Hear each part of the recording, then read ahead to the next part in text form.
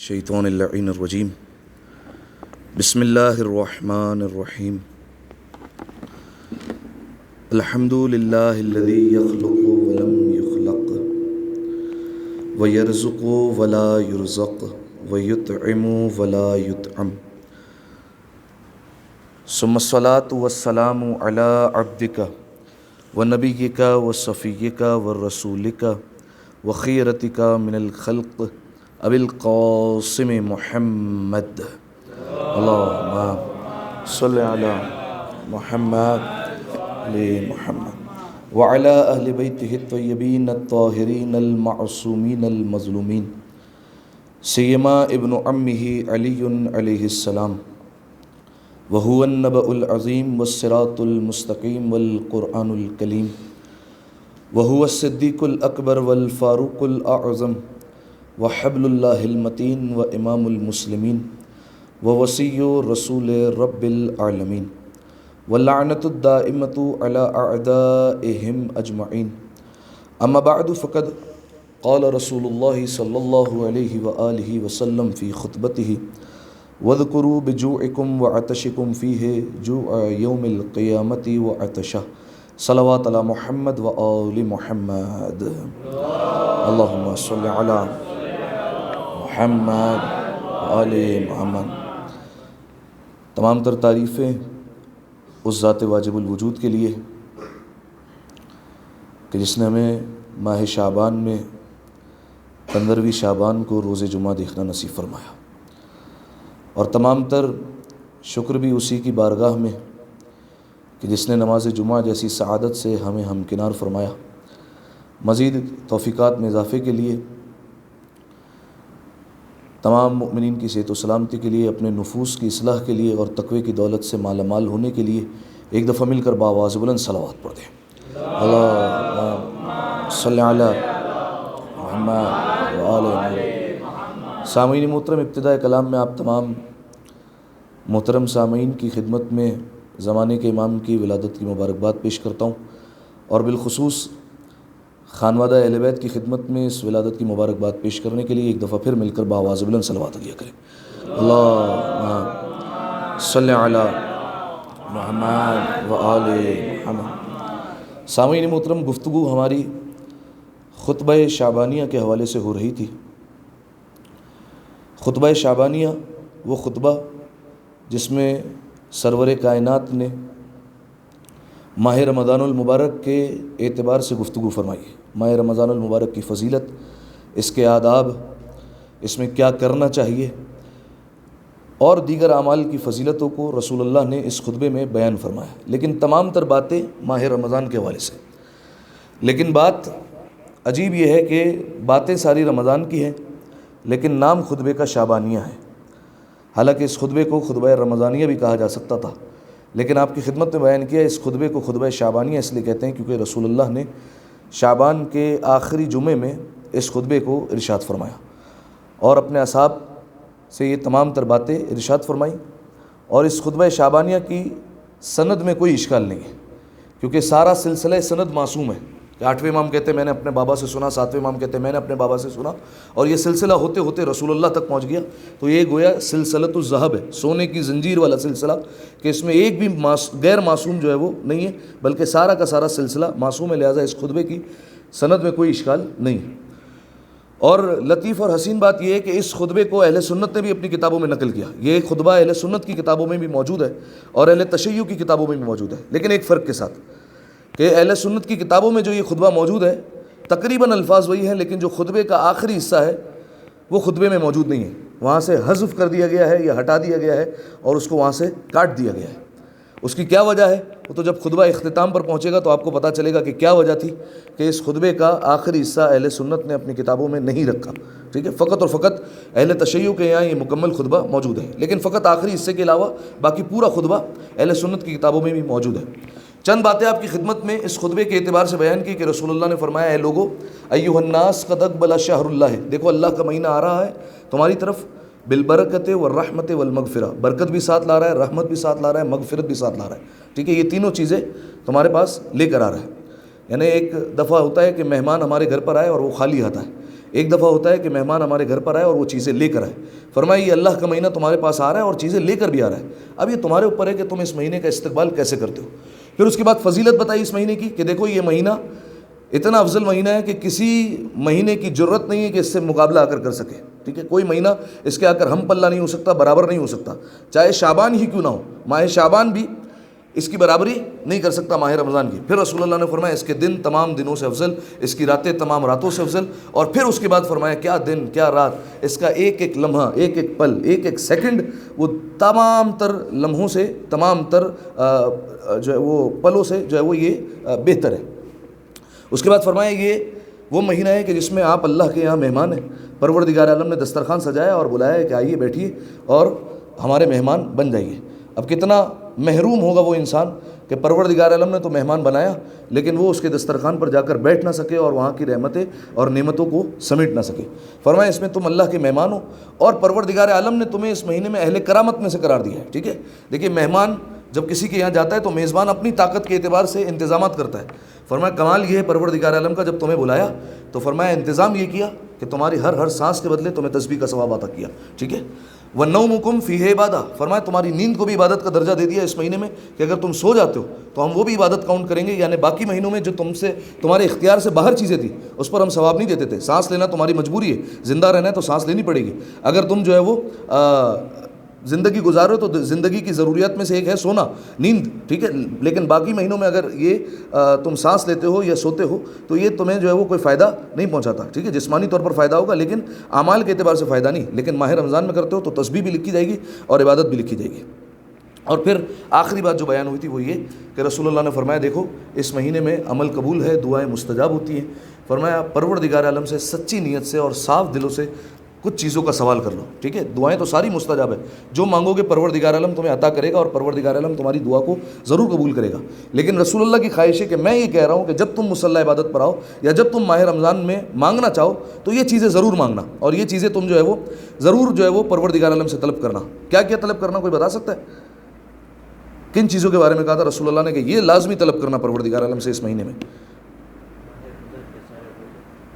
ہاں, فرمایا ایک یہ دعا مانگو پروردگار عالم سے کہ وہ تمہیں ماہ رمضان کے روزے رکھنے کی توفیق عطا فرمائے. ٹھیک ہے, ایک صحیح ہے, وہ کیا مفہوم تھا وہ آپ کی خدمت میں بیان کر دیا تھا. دوسرا فرمایا کوشش کرو کہ پروردگار عالم تمہیں اس مہینے میں تلاوت قرآن کی توفیق عطا کر دے, قرآن کی تلاوت تمہیں مل جائے. ٹھیک ہے, قرآن فقط اور فقط ماہ رمضان کے لیے نہیں ہے بلکہ تمام تر مہینوں کے لیے ہے. لہٰذا قرآن اٹھاؤ اس مہینے میں, جو گھروں میں قرآن پڑھا ہوا ہے اس پر جو غبار ہٹی ہوئی ہے اس کو صاف کرو اور اسے پڑھنا شروع کرو. ٹھیک ہے, دو چیزیں ہو گئی. اور پھر رسول اللہ نے ایک جملہ فرمایا فَإِنَّ الشَّقِيَّ, بدبخت ہے وہ انسان جو اس مہینے میں بھی آ کر اللہ کی مغفرت سے محروم رہ گیا. ٹھیک ہے, اس مہینے میں اللہ اتنے بندوں کو معاف کرتا ہے, اتنے بندوں کو جہنم سے آزاد کرتا ہے.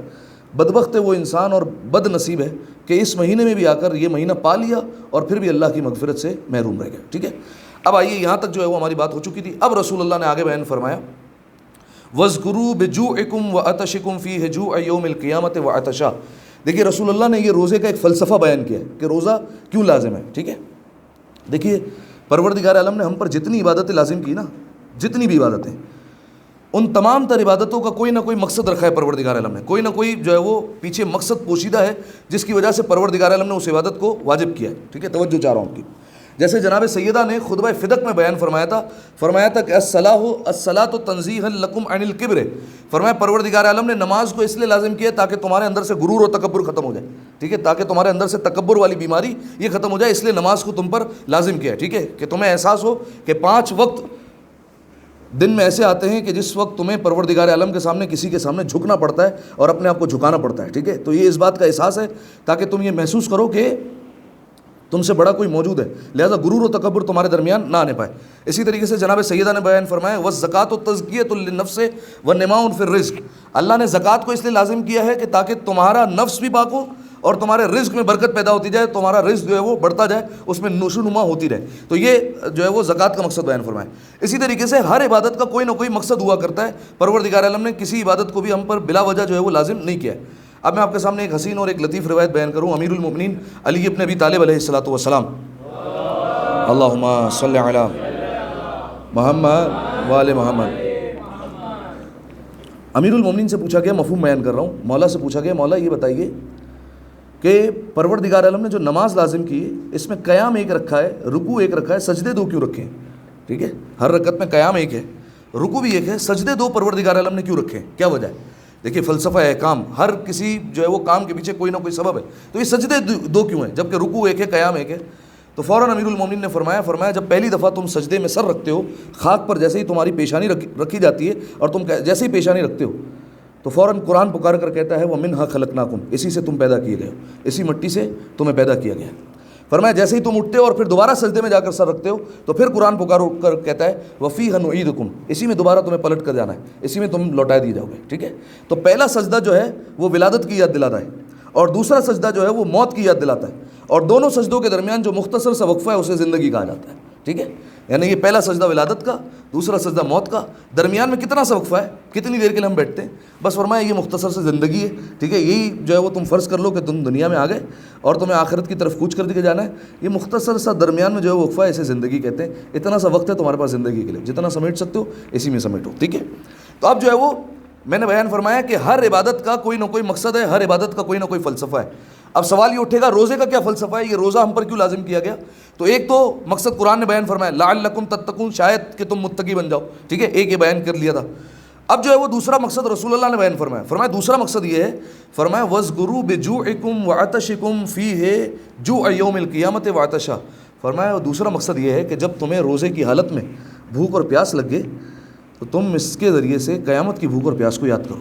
ٹھیک ہے، اب آپ جانتے ہیں ماہ رمضان آئے گا، ابھی میسیج چل جائیں گے واٹس ایپ پر بڑے بڑے، سحری میں یہ کھائیں گے تو پیاس نہیں لگے گی۔ ٹھیک ہے، اتنی مقدار میں دہی کھانی ہے، اتنی مقدار میں لسی پینی ہے، ٹھیک ہے، اور اتنی مقدار میں فلاں چیز کھانی ہے تو پیاس نہیں لگے گی۔ ٹھیک ہے، اور فلاں چیز اگر سحری میں کھاؤ گے تو سارا دن پیاس لگے گی، چاول نہیں کھانا، یہ نہیں کرنا، وہ نہیں کرنا۔ ٹھیک ہے، اگر بالفرض کوئی انسان اس پر کر بھی رہے تو یہ بات جو ہے وہ ذہن میں رہے کہ روزے کے فلسفے سے تو محروم ہو گیا وہ۔ ٹھیک ہے، جو پروردگار عالم نے، جو رسول اللہ نے ایک مقصد بیان فرمایا تھا کہ یہ تمہیں مقصد حاصل ہونا چاہیے، یہ تم چیز حاصل کرو کہ تم روزے کے درمیان جب تمہیں پیاس لگے اور بھوک لگے تو تمہارا ذہن منتقل ہونا چاہیے قیامت کی طرف۔ ٹھیک ہے، اور تمہارا ذہن قیامت کی طرف جانا چاہیے۔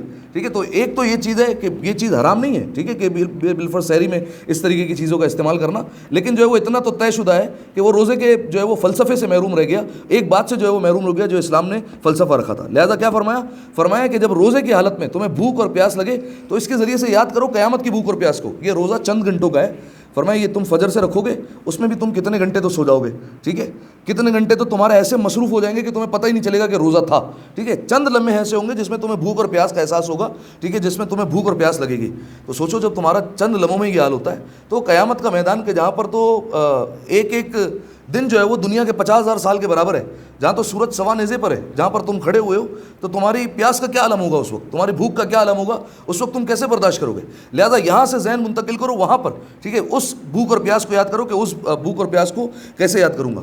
لہذا سامعین محترم، روزے کا ایک مقصد انسان کا ذہن موت کی طرف منتقل ہو، ٹھیک ہے۔ ایک آپ کے سامنے حدیث بھی رکھتا ہوں، رسول خدا احمد مجتبیٰ محمد مصطفیٰ صلی اللہ علیہ وآلہ وسلم، اللہ صلی علی محمد وآل محمد، عجیب حدیث ہے رسول اللہ کی، فرمایا ان القلوب تصدع کما یصدع الحدید، فرمایا تمہارے دلوں کو، یہ جو دل ہے اس پر بھی ایسے ہی زنگ لگ جاتا ہے جیسے لوہے پر زنگ لگا دیا جاتا ہے، ٹھیک ہے، جیسے لوہا زنگ آلود ہو جاتا ہے ویسے تمہارے دل بھی زنگ آلود ہو جاتے ہیں۔ تو رسول اللہ سے فوراً پوچھا گیا وما جلاؤہا، یا رسول اللہ جب یہ زنگ لگ گیا ہے تو اب اس کو دور کیسے کریں، اس زنگ کو ہٹائے کیسے، کیسے ہمارا دل جو ہے وہ زنگ سے پاک ہو جائے گا؟ تو فرمایا کہ قراءۃ القرآن و ذکر الموت، فرمایا قرآن کی تلاوت اور موت کو یاد کرنا، ٹھیک ہے۔ اب ماہ رمضان میں دونوں چیزیں، قرآن کی تلاوت بھی ہے، ٹھیک ہے، اور موت کا ذکر بھی ہے، موت کو یاد کرنا بھی ہے۔ لہذا جب یہ دونوں چیزیں ہوگی تو انسان کا دل جو باقی مہینوں میں زنگ آلود ہو چکا ہوگا وہ ماہ رمضان المبارک میں آ کر اس مہینے کی برکت سے پاک و صاف ہو جائے گا۔ ایک دفعہ صلوات پڑھے مل کر بآواز بلند، اللہم صلی علی محمد، ٹھیک ہے۔ اگلا جملہ وتصدقوا علی فقرائکم و مساکینکم، جملہ سنیے رسول اللہ کا، فرمایا اس مہینے میں فقیروں پر اور مسکینوں کو صدقہ دیا کرو، ٹھیک ہے۔ صدقہ ویسے ہی باقی مہینوں میں بہت زیادہ فضیلت ہے، لیکن ماہ رمضان میں اس کی فضیلت اور زیادہ آ کر بڑھ جاتی ہے، ٹھیک ہے۔ یاد رکھیے گا علماء نے جب اس کی تشریح کی، اس خطبے کی، تو اس میں لکھا کہ اس میں صدقے سے مراد فقط مستحب صدقہ نہیں ہے، ٹھیک ہے، بلکہ واجب صدقہ بھی ہے۔ واجب صدقے میں اگر کسی انسان پر زکوٰۃ فطرہ لازم ہے تو وہ اس کو دینا پڑے گا، ٹھیک ہے. واجب صدقے میں مالی واجبات میں خمس بھی آ جاتا ہے، ٹھیک ہے. یہ بھی اگر کسی انسان پر لازم ہے تو اس کو اتارنا پڑے گا، ٹھیک ہے. بلکہ میں آپ کے سامنے شہید باقر الصدر کا ایک جملہ نقل کروں. وہ کہا کرتے تھے کہ اگر اپنے مالی واجبات کو سب ادا کرنے لگ جائیں، جتنے انسان پر مالی واجبات ہیں، جتنے انسان رہتے ہیں دنیا میں، سب اپنے مالی واجبات کو ادا کر دیں، تو فرمایا دنیا میں کوئی بھی ایک ایسا انسان نہیں ہوگا کہ جو بھوکا سو جائے، ٹھیک ہے. دنیا میں کوئی بھی ایک ایسا انسان نہیں ہوگا کہ جس کو غربت کا سامنا کرنا پڑے، اگر سب اپنے مالی واجبات ادا کرنے لگ جائیں، ٹھیک ہے. تو اگر بالفرض خدا نہ خواستہ کوئی ایسا ہے کہ جو اپنے مالی واجبات کو ادا تو نہیں کرتا، ٹھیک ہے، یعنی نماز کا تو پابند ہے، 5 وقت کا نمازی ہے، روزے بھی جو ہے وہ پورے رکھتا ہے، ٹھیک ہے، حج بھی جو ہے وہ ماشاءاللہ اس نے کیا ہوا ہے، لیکن اگر بالفرض جو ہے وہ خمس نہیں نکالتا، مالی واجبات ادا نہیں کرتا، تو یاد رکھیے گا، پہلے میں آپ کی خدمت میں بیان کر چکا ہوں کہ قیامت میں ایسے ایسے لوگ ہوں گے کہ پروردگار عالم جنت کے دروازے پر 3 درہم کے لیے روک لے گا، ٹھیک ہے، کہ فلاں پر تمہارا قرضہ بنتا تھا، 3 درہم پہلے اتار کر آؤ، ٹھیک ہے. تو چیز ہے کہ جب مومن کا جو ہے وہ اللہ جو ہے وہ حق معاف نہیں کرتا، تو کہاں اہل بیت علیہ السلام کا حق اور کہاں سادات کا حق، ٹھیک ہے. اگر جو ہے وہ انسان میں کسی میں رغبت نہ ہو نا نکالنے کی، تو جو ہے وہ جو صاحب علم ہے ان سے جا کر رابطہ کرے، ٹھیک ہے، اور ان سے جا کر پوچھے کہ سادات کا حال کیا ہے، سیدوں کا حال کیا ہے، تو آپ کو پتہ چلے گا کہ کس عالم میں جو ہے وہ سید رہ رہے. سارے سید خوشحال نہیں ہیں، ٹھیک ہے، کئی آپ کو سادات ایسے ملیں گے، بالخصوص میں شہر کراچی کی بات کر رہا ہوں. آپ جو ہے وہ میرا ہاتھ پکڑیے اور چلیے میرے ساتھ، میں آپ کو ایسے گھر بھی دکھاؤں گا سادات کے کہ جہاں پر چھت اتنی چھوٹی ہے کہ وہ جہاں سیدھے کھڑے بھی نہیں ہو سکتے، ٹھیک ہے.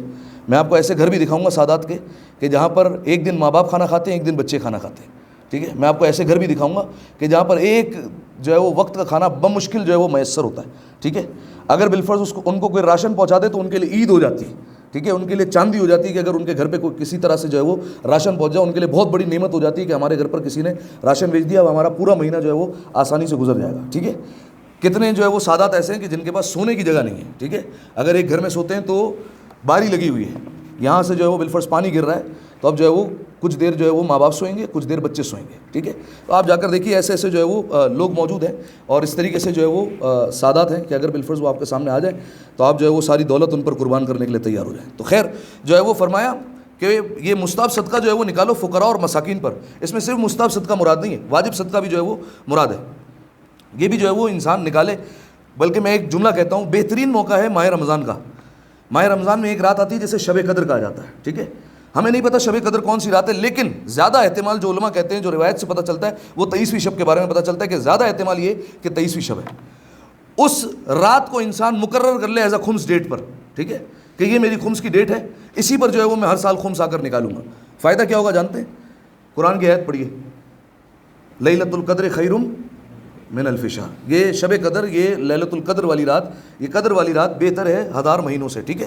یعنی اس میں جو بھی ثواب ہوتا ہے وہ ملٹیپلائی بائی 1000 مہینے، ٹھیک ہے، اتنا جو ہے وہ ہو جاتا ہے. آپ اس میں جو بھی کام کریں گے وہ ملٹیپلائی بائی جو ہے وہ 1000 مہینوں کے جو ہے وہ برابر ہو جائے گا، اور اتنا جو ہے وہ انسان کو ثواب حاصل ہو جائے گا. تو اگر بالفرض کوئی ایسا ہے کہ جو خدا نہ خواستہ جو ہے وہ اپنے مالی واجبات ادا نہیں کرتا، یہ 15 شعبان ہے، زمانے کے امام سے وعدہ کیجیے کہ آپ کا حق اور آپ کے اہل بیت علیہ السلام کا حق مجھ پر لازم ہے، اور میں جو ہے وہ انشاءاللہ جلد از جلد اس حق کو جو ہے وہ اپنے گردن سے اتاروں گا اور اس کو بری ذمہ کروں گا، ٹھیک ہے. 23ویں شعبان تو کوشش کیجیے کہ اپنے جو ہے وہ تمام واجبات کو کلیئر کیجیے، اور جو ہے وہ زمانے کے امام کو یہ آج کی ولادت کا ایک تحفہ عطا کیجیے. ایک دفعہ صلوات پڑھے مل کر بآواز بلند، اللہ صلی علی محمد وعلی محمد. اب جب واجب صدقے کی بات ہو گئی تو اب واجب صدقے کے علاوہ، بلکہ یہاں پر دیکھیں میں ایک رک کر ایک جملہ بھی کہوں، جب آپ خمس نکالتے ہیں میرا مشورہ یہ ہے، دیکھیں سہم امام میں تو ہمیں کوئی تصرف حاصل نہیں ہے نا، سہم امام میں تو ہمارا کوئی اختیار ہی نہیں چلے گا، وہ تو ہے مجتہد کا یا اس کے وکیل کا، ٹھیک ہے، تو انہیں کو دینا ہے، انہیں تک پہنچانا ہے ہمیں، ٹھیک ہے، وہ بھی صاحب اطمینان ہو، ٹھیک ہے. لیکن جو ہے وہ جہاں بات آتی ہے سہم سادات کی تو اپنے ہاتھ سے خرچ کیا کریں، ٹھیک ہے، اگر آپ کو سارے مسائل پتہ ہیں تو، ٹھیک ہے. بعض لوگ ایسے ہوتے ہیں سہم سادات سے سید بچوں کی فیس بھر ہوتے ہیں، ادا نہیں ہوتا خمس، ٹھیک ہے. وجہ یہ ہے کیونکہ وہ جو بچے ہیں وہ نابالغ ہیں اور جو ہے وہ ان کو خمس نہیں دیا جا سکتا، ٹھیک ہے، الگ مسائل ہے. تو جو ہے وہ سہم سادات اپنے ہاتھوں سے خرچ کرے کہ جن کو مسائل پتہ ہیں سارے کے سارے، ٹھیک ہے، یا کسی عالم سے مشورہ کر کے اس کے بعد جو ہے وہ سہم سادات کو اپنے ہاتھوں سے خرچ کرے، اپنے ہاتھوں سے سیدوں کو پہنچائے، اپنے ہاتھوں سے جو ہے وہ سادات کے گھروں میں پہنچائے، ٹھیک ہے. نہ سہم سادات میں ہم پابند کر سکتے ہیں کسی کو کہ آپ اس سے راشن ہی لیں گے، یہ بھی نہیں کیا جا سکتا، ٹھیک ہے. خیر کئی مسائل ہیں اس کے، تو اپنے ہاتھوں سے جو ہے وہ انسان بہتر ہے کہ خرچ کرے اور اس کو جو ہے وہ مصرف میں لائے. اچھا جہاں بات ہو گئی واجب صدقے کی تو کیا فرمایا رسول اللہ نے، وَتَصَدَّقُوا عَلَىٰ فُقَرَائِكُمْ وَمَسَاكِينِكُمْ، فرمایا اس مہینے میں صدقہ دو فقراء کو اور مساکینکم، ٹھیک ہے. یعنی اب یہ بات ہو رہی ہے یہاں پر مستحب صدقے کی، ٹھیک ہے، کہ مستحب صدقہ بھی جو ہے وہ انسان نے نکالنا ہے. دیکھیے یاد رکھیے گا چوتھے امام امام زین العابدین علیہ الصلوۃ والسلام، اللہم صلی علی محمد۔ امام کی سیرت پڑھیں تو آپ کو کچھ روایتیں ملیں گی صدقے کے اعتبار سے، ٹھیک ہے، میں مفہوماً آپ کے سامنے بیان کر رہا ہوں۔ روایت کے جملے، چوتھے امام کے دروازے پر جب سائل آتا تھا نا، دستک دیتا تھا اور کچھ مانگنے کے لیے، تو مولا جیسے ہی اس کے ہاتھ میں دیتے تھے تو فوراً مولا اس کے ہاتھ چوما کرتے تھے، ٹھیک ہے، اور اس کے ہاتھوں کا بوسہ لیتے تھے، اس کا شکریہ ادا کرتے تھے۔ تو کسی پوچھنے والے نے پوچھ لیا کہ مولا ہونا تو یہ چاہیے کہ یہ آپ کے ہاتھ چومیں، ٹھیک ہے، کیونکہ آپ صدقہ دے رہے ہیں، اس کو آپ کے ہاتھ چومنا چاہیے، اس کو آپ کا شکریہ ادا کرنا چاہیے، لیکن آپ اس کا جو ہے وہ شکریہ ادا کر رہے ہیں اور آپ اس کے ہاتھ چوم رہے ہیں، وجہ کیا ہے؟ چوتھے امام نے فرمایا کتنا اچھا انسان ہے کہ یہ عالم دنیا سے لے کر عالم آخرت میں میری جو ہے وہ رقم کو منتقل کرتا ہے اور کچھ لیتا بھی نہیں ہے، ٹھیک ہے۔ اس کو مثال کو ایسے سمجھیے، آپ یہاں پردیش میں بیٹھے ہیں، پاکستان انڈیا جو ہے وہ کوئی رقم تو بھجواتے ہوں گے، ٹھیک ہے، بالفرض کسی بینک میں چلے گئے اور آپ نے جو ہے وہ جا کر رقم دی کہ ہمارے ملک میں فلاں شہر میں یہ جو ہے وہ پہنچا دیجیے، ٹھیک ہے، تو وہ کچھ نہ کچھ تو لیں گے نا سامنے سے، کچھ نہ کچھ چارج کریں گے، کچھ نہ کچھ سروس ٹیکس ہوگا، کچھ نہ کچھ فیس ہوگی، ٹھیک ہے۔ تو یہ تو ملکوں کا حال ہے کہ جو ہے وہ بالفرض ایک بینک دوسرے بینک سے ٹرانسفر کرے گا تو وہ جو ہے وہ اجرت لیتا ہے، لیکن مولا نے فرمایا کہ یہ فقیر اور یہ مسکین کتنا اچھا ہے کہ عالم دنیا سے لے کر عالم آخرت تک منتقل کرتا ہے، لیکن کوئی کمیشن نہیں لیتا، ٹھیک ہے، کچھ نہیں لیتا، دنیا سے پیسہ منتقل کر دیتا ہے آخرت میں اور محفوظ ہو جاتا ہے، جو دنیا میں ہے وہ فنا ہو جائے گا، جو آخرت میں ہے وہ باقی رہ جائے گا، ٹھیک ہے۔ اس کے بعد مولا ہاتھ چومتے تھے تو مولا کہا کرتے تھے کہ یہ اس کے ہاتھ نہیں، یہ اللہ کے ہاتھ ہیں، ٹھیک ہے۔ اس وجہ سے کیونکہ صدقے کے بارے میں خاص پروردگار عالم نے بیان فرمایا کہ صدقہ میں خود اپنے ہاتھوں سے لیتا ہوں، ٹھیک ہے، باقی تمام تر عبادتوں میں آپ کو وسیلہ ملے گا، نماز آپ جو پڑھیں گے تو نماز ڈائریکٹ پروردگار عالم کے پاس نہیں جائے گی، بیچ میں فرشتہ ہوگا جو فرشتہ آپ کی عبادت لے کے جائے گا، وہ بھی ایسے گناہ نہ ہو درمیان میں جو آپ کی عبادت کو جو ہے وہ رکاوٹ بن جائے، ٹھیک ہے۔ اسی طریقے سے دیگر عبادتیں جتنی ہیں اس میں کوئی نہ کوئی فرشتہ وسیلہ بنے گا، ٹھیک ہے، وہ فرشتہ لے کر جائے گا عرش الہی پر اور پروردگار عالم کی بارگاہ میں پیش کرے گا، لیکن صدقہ واحد عبادت ہے کہ ادھر دیا سیدھا پروردگار عالم کے ہاتھوں نے وصول کیا اور گویا پروردگار عالم کے پاس براہ راست جو ہے وہ صدقہ پہنچ گیا، ٹھیک ہے۔ تو فرمایا تصدقوا علی فقرائکم و مساکینکم، فرمایا صدقہ دو اس مہینے میں اپنے فقراء کو اور مساکینکم اور مسکینوں کو۔ اگلا جملہ ووقروا کبارکم وارحموا صغارکم، فرمایا بڑوں کا احترام کرو، چھوٹوں پر رحم کھاؤ، ٹھیک ہے۔ یہ تو میں نے آپ کو بتایا ماہ رمضان تو ہے ہی مشق کا مہینہ، یہ باقی مہینوں کی تربیت کروائی جا رہی ہے، ٹھیک ہے، یہ صرف ماہ رمضان میں نہیں کرنا، باقی مہینوں میں بھی کرنا ہے۔ بڑوں کا احترام کرو اور چھوٹوں پر رحم کھاؤ، ٹھیک ہے۔ دیکھیے بڑوں میں تو جو ہے وہ کئی افراد آ جاتے ہیں، آپ جانتے ہیں، استاد بھی آ جاتا ہے اور جو ہے وہ گھر کے بزرگ بھی آ جاتے ہیں، والدین بھی آ جاتے ہیں خاص طور پر۔ یہ میں کیوں بیان کر رہا ہوں؟ اب میں آپ کے سامنے ایک لیجنڈ کا قصہ پڑھتا ہوں، ٹھیک ہے، لیجنڈ ہماری زبان میں، ٹھیک ہے، طنزاً کہہ رہا ہوں۔ ماں باپ کہنے لگے کہ ہمارا بیٹا روزہ رکھتا ہے تو فجر سے لے کر مغرب تک ہم اس کو کمرے میں بند کر دیتے ہیں، ٹھیک ہے، فجر سے لے کر مغرب تک اس کا مصلی اندر، افطار کے وقت صرف جو ہے وہ باہر آئے گا، ٹھیک ہے، ساری نمازیں اندر ہوں گی، سب کچھ جو ہے وہ عبادتیں اندر ہوں گی۔ ایک مہینہ جو ہے وہ جاب سے لیو لیا ہوا ہے اور ساری کی ساری عبادتیں جو ہے وہ اندر، ہم اس سے جو ہے وہ بات نہیں کرتے روزے کے عالم میں۔ کیوں؟ فرمایا ہمارا بیٹا روزے کے عالم میں جو ہے وہ ہم سے صحیح طریقے سے بات نہیں کرتا، ٹھیک ہے، اور اس طریقے سے بات کرتا ہے کہ جیسے ہم اس کے جو ہے وہ کوئی نعوذ باللہ خدا نہ خواستہ کوئی غلام ہو، ٹھیک ہے، اس طریقے سے بات کرتا ہے۔ یاد رکھیے گا اسلام کا یہ پیغام نہیں ہے، روزہ رکھنے کا حکم دیا، اس کا یہ مطلب نہیں ہے کہ ماں باپ کو خدا نہ خواستہ حقیر جانا جائے اور دیگر جو ہے وہ بزرگوں کا احترام نہ کیا جائے۔ تو خیر ووقروا کبارکم، اپنے بڑوں کا احترام کرو، وارحموا صغارکم، چھوٹوں پر رحم کھاؤ، وصلوا ارحامکم، صلہ رحم کرو۔ صلہ رحم پر ہماری پوری گفتگو ہو چکی ہے، مجھے دوبارہ جو ہے وہ دہرانی نہیں ہے۔ صلہ رحم کہتے ہیں خونی رشتہ داروں سے میل جھول رکھنا، ٹھیک ہے، کون کون سے رشتہ دار ہیں وہ جا کر آپ ویڈیو میں سن لیجیے گا کہ کس کس رشتہ داروں سے صلہ رحمی کرنا واجب ہے، ٹھیک ہے۔ بعض اوقات ہمارے ذہن میں سوال ہوتا ہے کہ فلاں رشتہ دار نے تعلق توڑا ہوا ہے تو ہم بھی توڑ کر بیٹھ جائیں۔ روایت سنیے، لا تقطع رحمن وان قطعک، فرمایا خبردار تم اپنے کسی رشتہ دار سے قطع تعلق نہ کرنا، چاہے اس نے تم سے قطع تعلق کیا ہو، چاہے اس نے تم سے رشتہ توڑا ہو، تم جو ہے وہ رشتہ نہیں توڑ سکتے، ٹھیک ہے۔ کسی نہ کسی طریقے سے بنا کر تو رکھنی ہے، کسی نہ کسی طریقے سے پہل تو کرنی ہے، یہ نہ کہا جائے کہ آپ نے قطع رحمی کی، آپ نے جو ہے وہ تعلق توڑا ہے۔ اگر قطع رحمی آپ کے ذمے میں آ گئی تو پھر نقصان کے لیے انسان تیار رہے کہ رزق میں کمی ہے، عمر میں جو ہے وہ کمی ہے، پھر بلاؤں کا سامنا ہے، مصیبتوں کا سامنا ہے، یہ ساری چیزیں اپنے مقام پر ہے، ٹھیک ہے۔ لہذا فرمایا کہ لا تقطع رحمن وان قطعک، اگر تمہارا رشتہ دار کوئی تم سے تعلق توڑ دیتا ہے خبردار تم نہ توڑنا۔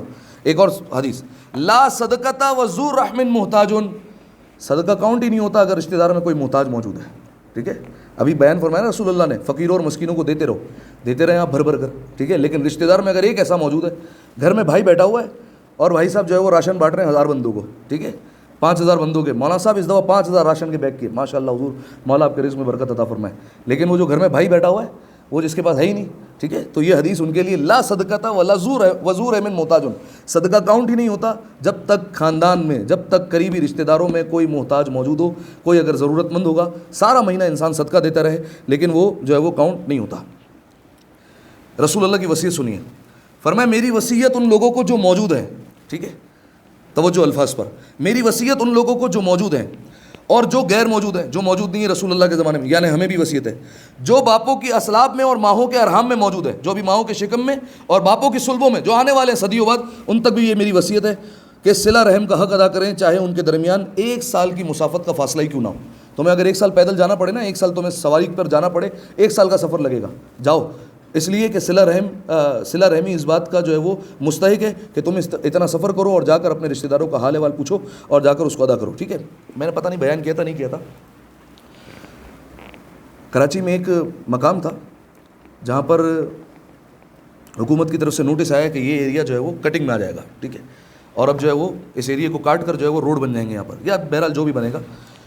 تو اس ایریا میں جو ہے وہ قبرستان آ گیا. ٹھیک ہے, اب جب قبرستان آیا تو حکومت کا تو فیصلہ ہے کہ یہ قبرستان تو یہاں سے کٹے گا. ٹھیک ہے, قبرستان تو جو ہے وہ یہاں سے ہٹا دی جائیں گی, جتنی قبریں جو ہے وہ آگے درمیان میں. تو اب آغا سستانی سے مسئلہ پوچھا گیا کہ اب کیا کیا جائے. یہ یہاں پر جتنے جو ہے وہ اگر مردوں کی قبریں ہیں کئی سالوں سے ہیں اور کئی سالوں سے جو ہے وہ یہاں پر فاتحہ پڑھنے آتے ہیں, اب تو یہ جو ہے وہ قبریں ہٹانے کا کہہ رہے ہیں. تو خیر پھر مجتہدین کی طرف سے اجازت ملی کہ اگر بالفرض جو ہے وہ اس طریقے کا معاملہ ہے تو پھر جو ہے وہ اگر قبر کو کھولا جائے اور کسی کے آثار نظر آئیں تو پھر اس کو دوسری قبر میں منتقل کیا جائے گا. حالانکہ آپ جانتے ہیں کہ ہمارے یہاں جو ہے وہ قبر کشائی کرنے کی اجازت نہیں, قبر نہیں کھولی جا سکتی. ایک دفعہ قبر بند ہو گئی تو اب بند ہو گئی. ٹھیک ہے, اب دوبارہ نہیں کھولا جا سکتا. لیکن جو ہے وہ آغا سستانی نے خیر اس معاملے میں اور دیگر مجتہدین نے اجازت دی, اور خیر جو بھی اس وقت مرجع تھا اس نے اجازت دی کہ اس طریقے سے جو ہے وہ منتقل کر لیا جائے. تو جب ایک قبر کھولی گئی تو اس میں جو ہے وہ جو جنازہ تھا وہ سلامت تھا. ٹھیک ہے, اس کا کفن بھی میلا نہیں ہوا تھا اور عرصہ گزر چکا تھا اس کے جنازے کو. ٹھیک ہے, اور قبر جو ہے وہ عرصے سے موجود تھی لیکن جو ہے وہ جنازہ سلامت. تو جو ہے وہ خیر لوگوں کے درمیان جو ہے وہ اشتیاق پیدا ہوا کہ اس کے گھر والے کون ہیں, اس سے معلوم کیا جائے کہ یہ معاملہ کیا ہے. تو معلوم کیا, گھر والوں سے بہت پوچھا کہ کیا نیکی ہے, کوئی نیکی جو ہے وہ تمہیں اگر یاد ہو. گھر والوں نے کہا ہمیں تو یاد نہیں. ہاں ایک چیز ہے, وہ کیا ہے, فرمایا کہ اگر جو ہے وہ انہیں ہلکا سا بھی پتہ چل جائے اور یہ ذہن میں آ جائے کہ فلاں رشتہ دار شاید پریشان ہے, فرمایا یہ سفر کر کے ان کے گھر پہنچ جاتے تھے. ٹھیک ہے, ان کے یہاں چلے جاتے تھے اور پوچھتے تھے کہ کوئی پریشانی والی بات تو نہیں ہے, حالانکہ خود نہیں کر سکتے. ٹھیک ہے, لیکن جو ہے وہ ایک تسلی دینے کے لیے, ایک حال احوال پوچھنے کے لیے ان کے گھر پر پہنچ جاتے تھے سفر کرتے ہوئے, چاہے جتنا دور ہو ان کا گھر. ٹھیک ہے, بسوں میں بیٹھ کر چاہے جو ہے وہ جس طریقے سے بھی جاتے تھے اور ان کے یہاں جا کر جو ہے وہ پوچھتے تھے. تو خیر رسول اللہ کی وصیت ہے, چاہے تمہیں 1 سال کے برابر بھی مسافت کا فاصلہ طے کرنا پڑے لیکن جاؤ اور صلہ رحمی کو ادا کرو. ایک دفعہ صلوات دیا کریں مل کر باوا سے بلند, اللہم صلی علی محمد و آل محمد. آخری ٹکڑا پڑھ دیتے ہیں تاکہ جو ہے وہ بات یہ مکمل ہو جائے. وَاحْفِظُوا أَلْسِنَتَكُمْ, فرمایا یہ مہینہ آ رہا ہے لہٰذا اپنی زبان کی حفاظت کرو. ٹھیک ہے, مولا کا فرمان ہے جیسے سونے اور چاندی کو اپنے گھر میں قید رکھتے ہو نا, ٹھیک ہے, تجوری میں رکھتے ہو بند کر کے, فرمایا یہ زبان کو جو ہے نا قید کر کے رکھو. فرمایا یہ زبان خیر کی بھی چابی ہے اور شر کی بھی چابی ہے. اسی زبان کی وجہ سے بڑے بڑے کام بھی ہوتے ہیں, بڑے بڑے لوگوں کی مدد بھی ہوتی ہے. اسی زبان کی وجہ سے جب یہ زبان چلتی ہے نا تو سر بھی پھوٹتے ہیں, ہاتھ بھی ٹوٹتے ہیں, پیر بھی ٹوٹتے ہیں, بندہ بھی جاتا ہے دنیا سے, سب کچھ ہوتا ہے. ٹھیک ہے, اسی زبان کی وجہ سے. لہٰذا جیسے سونے اور چاندی کو قید رکھتے ہو ویسے اپنی زبان کو بھی قید کر کے رکھو. ٹھیک ہے, ایسا نہ ہو ماہ رمضان ہے تم نے فقط بھوک اور پیاس کا روزہ رکھا ہوا ہے لیکن زبان سے وہی ماں بہن کی گالیاں اور جو ہے وہ زبان سے ویسے ہی غیبتیں, زبان سے ویسے ہی تہمتیں اور چغلیاں تم جاری رکھو. خبردار ایسا نہ ہونے پائے, اپنی زبانوں کی حفاظت کرو. وَغُضُّوا عَمَّا لَا يَحِلُّ النَّظَرُ إِلَيْهِ أَبْصَارُكُمْ, فرمایا جن چیزوں سے اللہ نے تمہیں دیکھنے کے لیے حرام کیا ہے وہاں سے اپنی نظروں کو ہٹا لو, وہاں سے نظروں کو پھیر لو, آنکھوں کو بند کر لو. ٹھیک ہے, اب اس میں نامحرم بھی آ گئے, اس میں علماء بیان فرماتے ہیں ساری حرام چیز آ گئی. خبردار شراب کی طرف بھی مت دیکھنا کیونکہ اس کو بھی اللہ نے حرام کیا. ٹھیک ہے, کوئی بھی چیز ہو اس کی طرف نگاہ نہیں کرنی.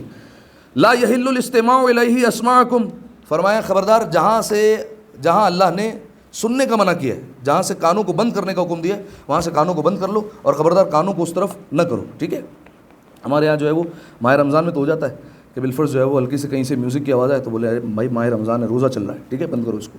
ٹھیک ہے, تو یہ تو ہو جاتا ہے.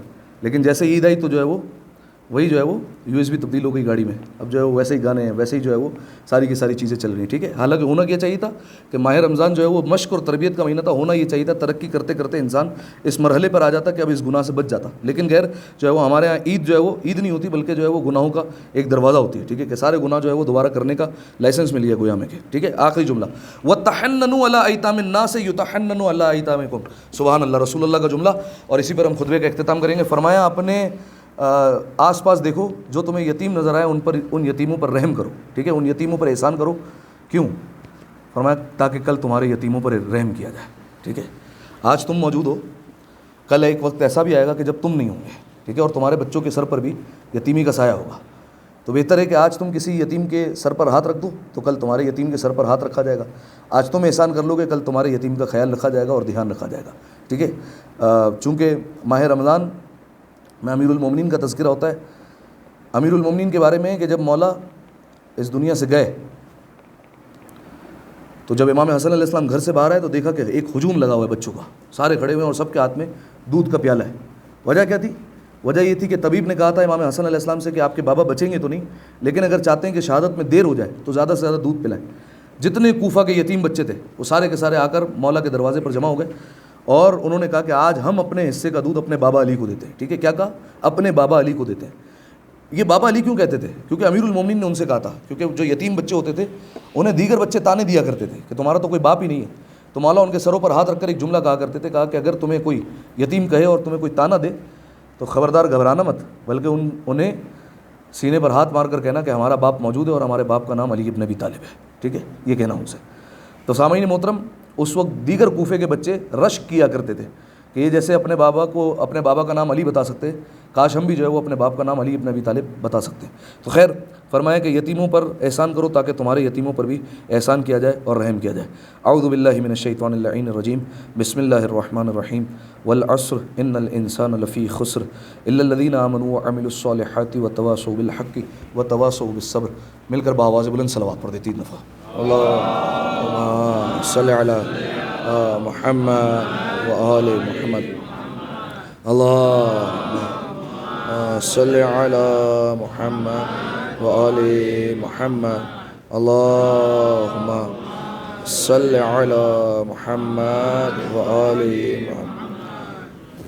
اعوذ باللہ من الشیطان اللعین الرجیم, بسم اللہ الرحمن الرحیم. الحمد للہ رب العالمین والصلاة والسلام علی محمد النبی الرحمہ سید المرسلین وعلی ابن ابی طالب سید الوصیین وفاطمة الزہراء سیدۃ النساء العالمین وحسن المجتبی حجۃ اللہ علی الخلق اجمعین والحسین الشہید المظلوم وارث امیر المؤمنین وعلی ابن الحسین زین العابدین ومحمد ابن علی الباقر علم الاولین والآخرین وجعفر ابن محمد الصادق الصدیق والمقتدی بآبائہ الصالحین وموسیٰ ابن جعفر القاظم من اولاد النبیین وعلی ابن موسیٰ الرضا من اطرۃ البررۃ المتقین ومحمد ابن علی الجواد ولی المؤمنین وعلی ابن محمد السراج المنیر امام الخاشعین والحسن ابن علی سید الاوصیاء المنتجبین والخلف القائم المہدی المنتظر الحج بعد آبائه على خلقك المعدی النبیک ووارث علم الماضیین من الوصیین الذی ببقائه بقیت الدنیا وبیمنہ رزق الورى وبوجودہ ثبتت الارض والسماء وبہ يملأ اللہ الارض قسطا وعدلا كما ملئت ظلما وجورا واجل لنا اللهم ظهورا انهم يرونه بعيدا ونراه قريبا برحمتك يا ارحم الراحمین. صلوات اللہم صلی علی محمد وآل محمد. فوراً